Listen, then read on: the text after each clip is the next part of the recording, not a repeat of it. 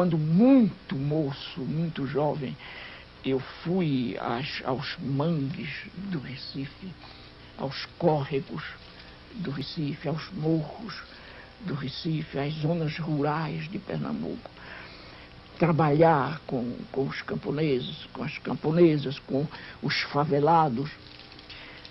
Eu confesso, sem nenhuma churumingas, eu confesso que fui até lá movido por uma certa lealdade ao Cristo de quem eu era mais ou menos camarada. Mas o que acontece é que quando eu chego lá, a realidade dura do favelado, a realidade dura do camponês, a negação do seu ser como gente,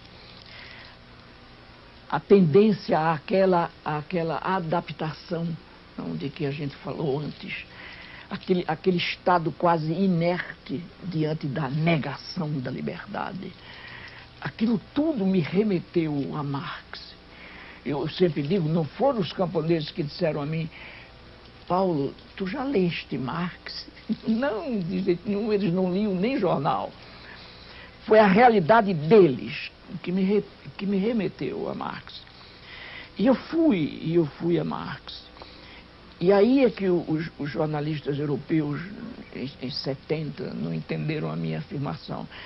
É que quanto mais eu li Marx, tanto mais eu encontrei uma certa fundamentação objetiva para continuar camarada de Cristo.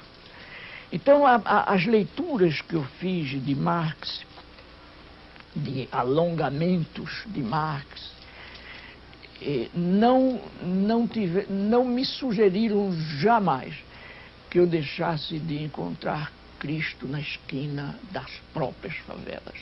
Eu fiquei com Marx na mundanidade à procura de Cristo na transcendentalidade.